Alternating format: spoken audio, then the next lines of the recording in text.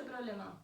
Nos piden encontrar el punto más cercano y el punto más lejano a un punto fijo, que es el punto 6, 0, sobre la curva que tiene ecuación x cuadrado más 4y igual a 100. Esto es una elipse. Vamos a dar primero una idea geométrica del problema y después vemos cómo lo planteamos y cómo lo resolvemos. Se pide buscar mínimo y máximo de la función de distancia, porque estamos buscando punto más lejano y más cercano a un cierto punto dado, dentro de una curva que es una elipse, así que empecemos por graficar esta elipse y ubicar este punto, para, entre otras cosas, decidir si el punto 6, 0 es interior a la elipse, es exterior, forma parte de la curva. Con lo cual, para poder graficarla sería bueno que la elipse aparezca en su forma estándar. De esta manera no está en la forma estándar, eso nos damos cuenta porque no está todo igualado a 1, sino que está igualado a 100. Sí podemos ver que aparecen x al cuadrado, y al cuadrado, pero no aparecen x o y lineales, con lo cual no es necesario que completemos cuadrados. Lo único que haría falta en este caso es dividir de ambos lados por la cantidad 100. Entonces, divido de ambos lados por 100 y obtengo x al cuadrado sobre 100 más 4y cuadrado sobre 100 es igual a 1. Esto ya se parece mucho más a la canónica de una elipse, pero todavía no lo es porque aún puedo simplificar este 4 y este 100. Notamos que podemos dividir por 4, arriba y abajo, por lo tanto, arriba nos va a quedar y cuadrado solo y abajo nos va a quedar 100 dividido 4, que es 25. Luego, ya tenemos la ecuación canónica de la elipse. Podemos leer de esta que su centro está en el punto 0, 0, porque a x y a y no se les está restando ninguna cantidad, es decir, se les está restando 0 antes de elevar al cuadrado, y como 100 y 25 vendrían a ser los cuadrados de los semiejes, ya podemos decir que el semieje horizontal es igual a la raíz de 100, que sería 10. A es 10. Y el semieje vertical B sería la raíz de 25, es decir, 5. Se trata de una elipse que está más estirada en el sentido horizontal, porque el semieje horizontal es el mayor. Vamos a graficarla. Trazo los ejes. Voy a ubicar, ya que el semieje menor es el vertical, voy a ubicar desde el centro. Contamos 5 unidades hacia arriba y 5 unidades hacia abajo, entonces nos quedan señalados dos de los vértices de la elipse, que serían el punto 0, 5 y el punto 0, menos 5. En este punto y en este punto ya sabemos que aparecen dos de los vértices de la elipse. Ubicamos los vértices en el otro eje, entonces desde el punto 0, 0 contamos 10 unidades hacia la izquierda y hacia la derecha. Llegaríamos al punto 10, 0 y al punto menos 10, 0. Estos dos puntos van a formar parte de la elipse y ahora vamos a representarla. Un gráfico muy esquemático, aclaro. Con esos 4 puntos puedo construir la siguiente elipse.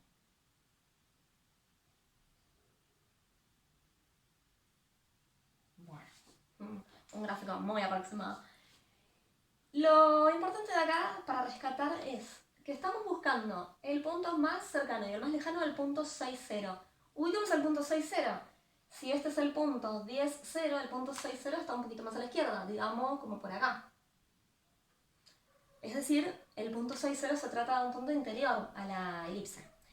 El problema entonces se trata de buscar punto más cercano y más lejano a este punto, pero en puntos que estén sobre la elipse. Ya podríamos decir que el punto más lejano seguramente sea, ya que el punto 6, 0 quedó de este lado, un punto de aquel lado.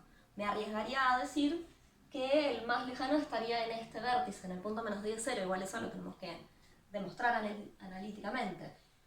Mientras que punto o puntos más cercanos no es tan sencillo de responder, porque podríamos imaginarnos este vértice que está a apenas 4 unidades de distancia al 6, 0, pero también podríamos suponer algún punto un poquito más cerca como por acá, y por simetría uno de aquel lado, digamos, imaginando que esta distancia sea aún más chica que 4, que es la distancia entre 6, 0 y el vértice del lado derecho. Eso lo vamos a buscar analíticamente, pero es bueno ya tener como un adelanto de por dónde deberían andar las soluciones. Pasemos entonces a la parte analítica del problema. Sabemos que se trata de minimizar y en este caso también maximizar una función que sería la función distancia. La función distancia al punto 6, 0. Se trata de entonces optimizar esa función distancia, pero teniendo una restricción que es la elipse. Es decir, yo estoy buscando puntos que estén en la elipse en donde se haga mínima y se haga máxima la función distancia. Se trata de un problema clásico para resolver con multiplicadores de Lagrange. ¿Por qué?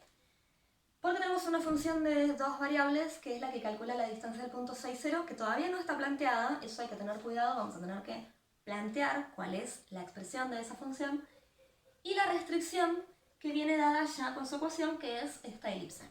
Es decir, función optimizar y restricción es un caso clásico para resolver con Lagrange.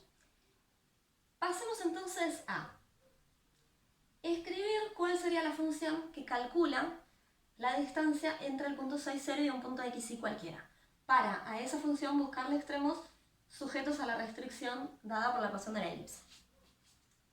Hasta ahora entonces nos vamos a quedar con esa deducción, digamos, de por dónde deberían andar el punto más cercano al punto más lejano. Voy a borrar la ecuación canónica, porque ya la usamos. O sea, fue un instrumento para poder graficar la elipse. Y vamos a ocuparnos ahora de plantear cuál es esa ecuación que calcula la distancia entre el punto 6, 0 y un punto de xy, para con esa función poder optimizar.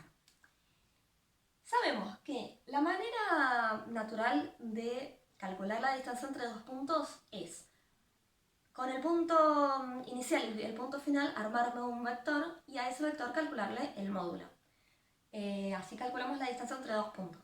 La cuestión es que ahora el punto inicial de ese vector vendría a ser el punto 6, 0 y el punto final es un punto genérico, es un punto de xy, no es un punto fijo. Yo justamente lo que quiero es poder variar las coordenadas del punto de xy para que la función distancia vaya tomando distintos valores y a esa función poder buscarle mínimo y máximo. Entonces, empezamos por plantear cómo se calcula el módulo de un vector que empieza en el punto 6, 0 y termina en un punto de xy. Sus componentes, las componentes de ese vector, tendría que armarlas. La primera componente sería la diferencia entre la primera coordenada del punto final, que es x, y la primera coordenada del punto inicial, que es 6. Es decir, estoy pensando en un vector, este vector lo voy a tomar como un auxiliar, porque lo que me interesa del vector es su módulo, y su primera componente sería la primera coordenada del punto final, que es x, menos la primera coordenada del punto inicial, que es 6, y la segunda componente del vector sería la segunda coordenada del punto final, que era y, menos la segunda coordenada del punto inicial, que es 0. De este vector lo que me interesa es su módulo. Entonces, recordamos que para calcular el módulo de un vector lo que hacíamos era aplicar Pitágoras, no más que eso. Entonces, vamos a aplicarla en este caso, vamos a obtener la raíz del cuadrado de la primera componente, que es x menos 6, más el cuadrado de la segunda componente, que es y al cuadrado. Esta expresión que escribí acá es la que calcula la distancia entre el punto fijo 6, 0 y un punto variable, un punto genérico, representado con coordenadas x, y. Esta función es la que queremos buscarle extremos. A esa función le vamos a buscar mínimo y máximo con la condición de que el punto de xy cumpla con la ecuación de la elipse. Esa sería la restricción. La ecuación de la elipse es nuestra restricción, la función que queremos optimizar podría ser esta. ¿Por qué digo podría? Recordemos que al aplicar el método de los multiplicadores de Lagrange, nosotros lo que vamos a pedir es que el gradiente de la función a optimizar y el gradiente de la función que impone la restricción sean múltiplos entre ellos. Esto es, el gradiente de la función f y el gradiente de esa función g, que es la que da la restricción, que en este caso ya sabemos que vendría a ser esto, que está igualado a la constante 100. Esto de acá le voy a llamar g de xy. Los dos gradientes deberían ser uno múltiplo del otro, pero, ¿qué pasa? Si yo planteo que esta sea mi función a optimizar, la raíz de x menos 6 al cuadrado más y al cuadrado, las derivadas parciales de esa función van a quedar un poco complicadas. ¿Por qué? Se trata de una composición. Yo para derivar, por ejemplo, respecto de x, tendría que primero derivar la raíz, que es la función más afuera, y después multiplicar por la derivada de lo de adentro, respecto de x. ¿Cuál es la complicación? Que al derivar la raíz, la expresión de la derivada me va a hacer aparecer un 1 sobre 2 por la raíz por la derivada de lo de adentro. Piensen que eso después yo lo tengo que igualar, esa derivada respecto de x la tengo que igualar a lambda por la derivada respecto de x de la función g. No me va a quedar un sistema muy amigable. ¿Se puede resolver? Se puede hacer, sí. Pero queremos plantearlo de la manera que sea más sencilla resolver. Entonces, ¿qué podemos hacer? Ya sabemos que con esta expresión se calcula la distancia entre el punto 6, 0 y un punto de xy. Ahora, si yo me quedo con el argumento de la raíz, es decir, solamente con x menos 6 al cuadrado más y al cuadrado, sé que eso no es la distancia, sino que es el cuadrado de la distancia, porque a esa cantidad todavía faltaría calcularle la raíz. Pero sé que al ser la función raíz cuadrada una función creciente, esto es, cuanto más grande es el argumento, más grande es la raíz. Cuanto más chico es el argumento, más chica es la raíz.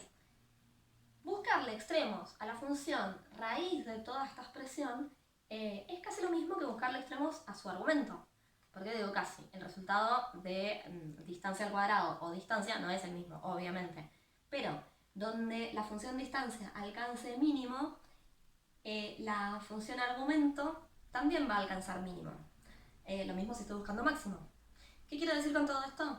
Que me va a ser más conveniente plantear mi f de xy, que es la función que voy a optimizar, en lugar de plantear la raíz de todo esto, me voy a quedar únicamente con el argumento de la raíz. Es decir, con la función x menos 6 al cuadrado más y al cuadrado. Bien, lo que tenemos como resumen de lo charlado antes es una función a optimizar que la llamé f de xy, que es el argumento de esa raíz que calculaba la distancia, mientras que la restricción ya venía con su ecuación planteada y está igualada a la constante 100. El sistema de ecuaciones que vamos a plantear y resolver va a tener tres ecuaciones. La tercera ecuación, si las escribo ordenadas, consiste en esta igualdad que aparece acá. Es decir, la tercera ecuación es la restricción, porque yo estoy pidiendo que el punto de xy en el que podría llegar a ver extremo absoluto de la función esta, es decir, donde podría estar el punto más lejano, el punto más cercano, tiene que pertenecer a la elipse. Y las primeras dos ecuaciones del sistema van a venir de plantear que los gradientes de la función f y de la función g sean paralelos. Así que empecemos por calcular los gradientes de estas dos funciones. Por un lado tenemos f, su gradiente lo voy a escribir así. La primera componente va a ser la derivada de f con respecto a x, que es 2 por x menos 6. Y la segunda componente es la derivada respecto de y, que es 2y. El gradiente de la otra función, el gradiente de g, tiene como componentes la derivada de g con respecto a x, que es 2x, la derivada de g con respecto a y, que es 2 por 4y, es decir, 8y. Estos dos vectores, lo que voy a pedir al plantear el sistema de ecuaciones es que tienen que ser múltiplos. Es decir, que tiene que existir una constante tal que al multiplicar esa constante por el gradiente de g, yo obtenga exactamente el gradiente de f. Esa es la condición planteada analíticamente de paralelismo entre dos vectores. A la constante que va a multiplicar al gradiente de g, la voy a llamar lambda, y esa constante es la que llamamos multiplicador de Lagrange. Entonces lo que queda es plantear el sistema de ecuaciones con esas tres ecuaciones. Las primeras dos vienen de pedir que los gradientes sean múltiplos. ¿Por qué aparecen dos? Porque los gradientes tienen dos componentes. Es decir, que si yo pido que el gradiente de f sea igual a lambda por el gradiente de g, en realidad estoy imponiendo dos condiciones. Que la primera componente del gradiente de f, es decir, 2x menos 6, sea igual a lambda por la primera componente del gradiente de g. Y que la segunda componente del gradiente de f sea igual a lambda por la segunda componente del gradiente de g. El sistema quedó planteado de esta manera. Vamos a intentar resolverlo. Notamos que en las tres ecuaciones aparecen dos de las incógnitas, en todas, y que en principio no es muy sencillo despejar, por ejemplo, de la tercera, porque aparecen cuadrados, y que la ecuación más sencilla como para empezar a trabajar es la segunda, 2i igual a lambda por 8i. ¿Por qué decimos que es la más sencilla? Notamos que de los dos lados del igual aparece la variable i. Y acá hay que tener cuidado porque puede inducirnos a un error bastante común y ahí tenemos que evitarlo. ¿Cuál es ese error? Notamos que acá aparece i, acá también. Uno estaría tentado a simplificar. Simplifico la i de este lado con la i de este lado y entonces después podría despejar lambda fácilmente. ¿Dónde está el error? ¿Por qué no conviene hacer eso? Cuando uno simplifica de ambos lados de un igual, está haciendo una operación. Está haciendo la misma operación del lado izquierdo y del lado derecho. En este caso, si quiero simplificar la i de este lado con la i de este lado, la operación consiste en dividir de ambos lados por i. Dividir por i estaría bien siempre que i sea distinto de 0.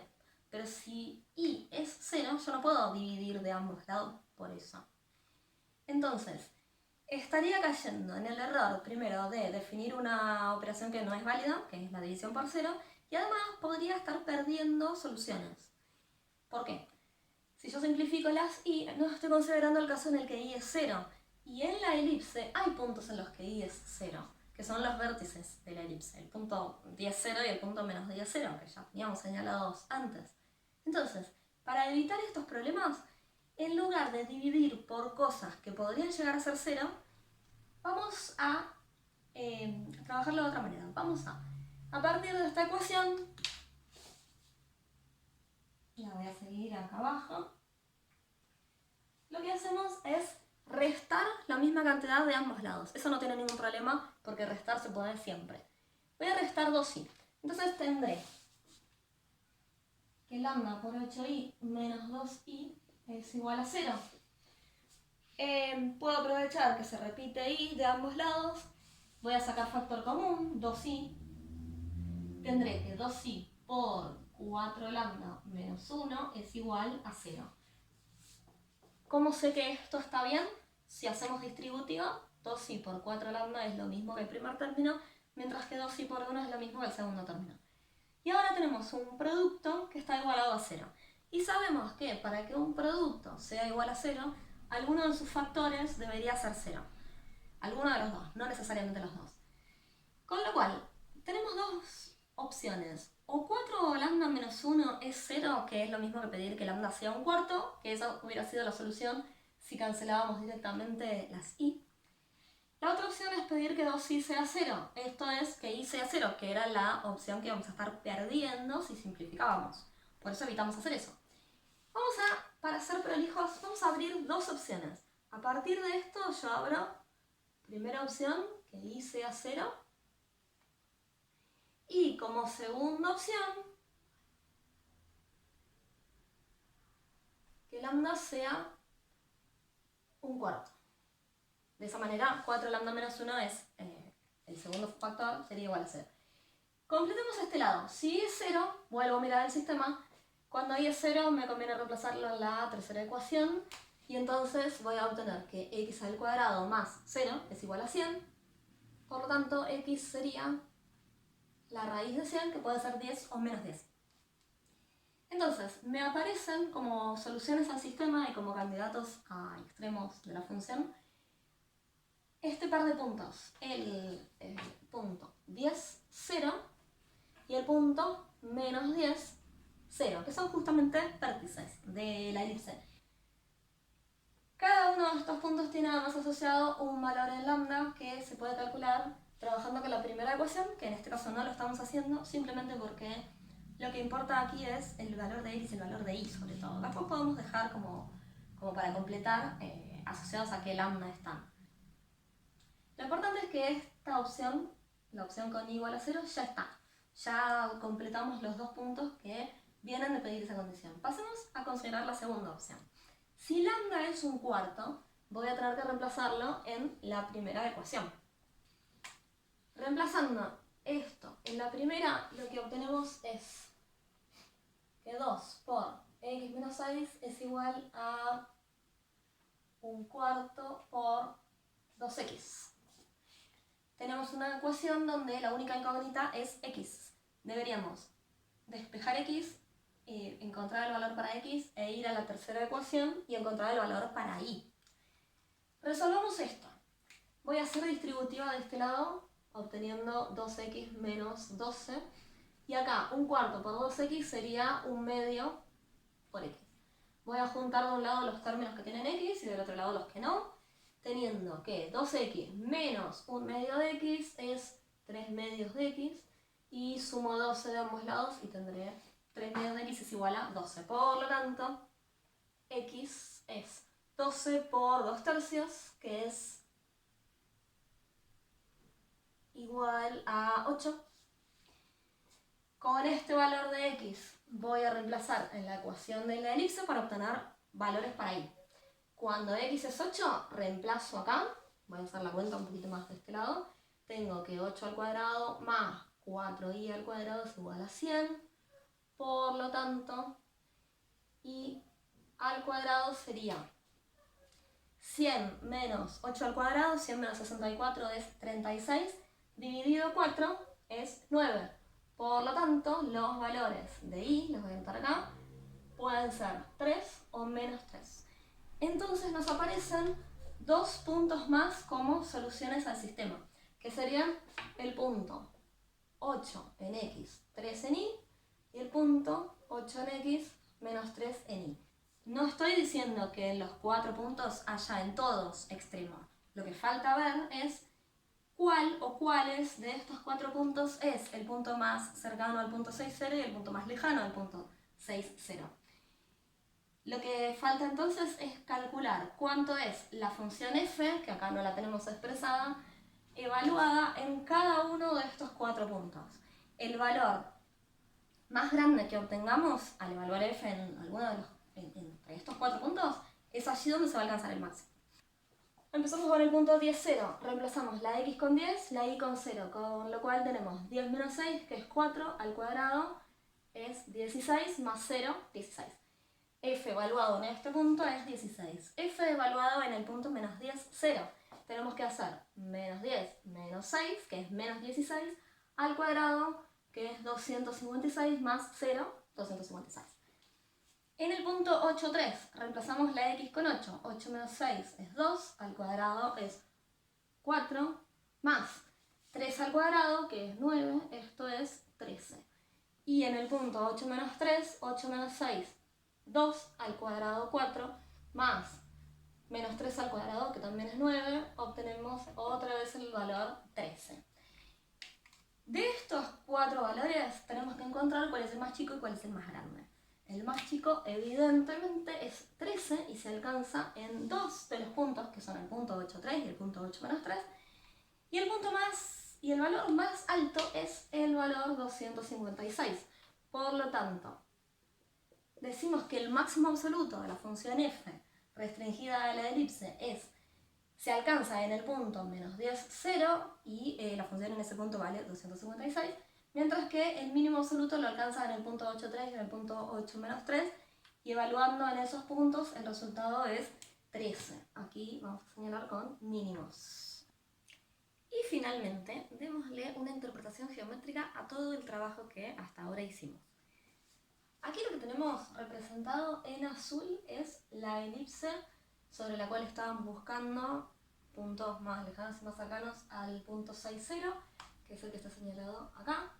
Y la expresión que copié abajo es la de la función f de xy, solo que la iguale a una constante k. ¿Esto por qué?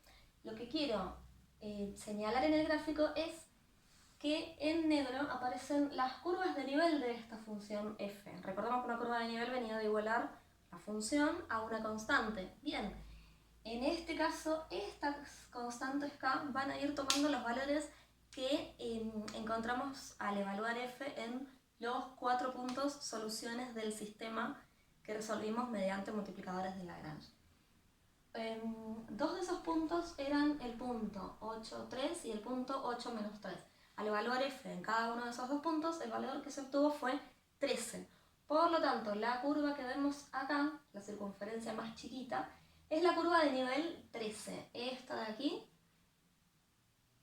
le indico que es la curva de nivel 13. Otra de las soluciones del sistema fue el punto 10, 0, este que está acá. Al evaluar la función en ese punto, el valor que obtuvimos fue 16, por lo tanto, esta siguiente circunferencia es la curva de nivel 16.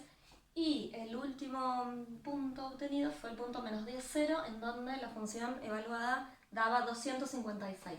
Así que esta que está acá es una parte de la circunferencia que viene de igualar esto a 256. Entonces notamos que el valor que obtuvimos no es otra cosa que el resultado del radio de cada una de estas circunferencias elevados al cuadrado. Lo cual es lógico porque estábamos buscando punto más lejano y más cercano. Por lo tanto, lo que estábamos calculando al evaluar esta función, como no aparecía la raíz, es el cuadrado de la distancia. Finalmente tenemos que la circunferencia más chiquita corresponde a la curva de nivel 13. Y ya podemos responder que en el punto 8,3 y en el punto 8 menos 3, la distancia medida desde el punto 6,0 se hace mínima. Y esa distancia vale exactamente raíz de 13, que es el radio de esta circunferencia, centrada en el punto 6,0. Mientras que en el punto en donde la función alcanza máximo, que es el punto más lejano al 6,0 en la elipse, es en el punto menos 10, 0. Y en ese caso, como el valor de f fue 256, eso representa el cuadrado del radio, es decir, que el radio es 16. La distancia entre este punto y este punto es exactamente 16 unidades. El punto 10, 0 que apareció en la lista de soluciones finalmente no fue ni el punto más lejano ni el punto más cercano. Pero lo que se puede apreciar tanto en este punto como en los otros 3 puntos obtenidos es que la curva restricción, que era la elipse, y cada una de las curvas de nivel de la función f, que resultaron ser todas circunferencias, en los 4 puntos hay tangencia. En este punto la elipse en azul y la circunferencia en negro son tangentes, en este punto y esta curva negra es tangente a la elipse, lo mismo en este punto. Eso está relacionado, por supuesto, con haber pedido que los gradientes de la función f y de la función g hayan sido paralelos. Ya podemos dar entonces una respuesta. El punto más cercano al punto 6,0 en la elipse es el punto 8,3 y el punto 8 menos 3, son dos respuestas. Y el punto más lejano en la elipse al 6,0 es el punto menos 10,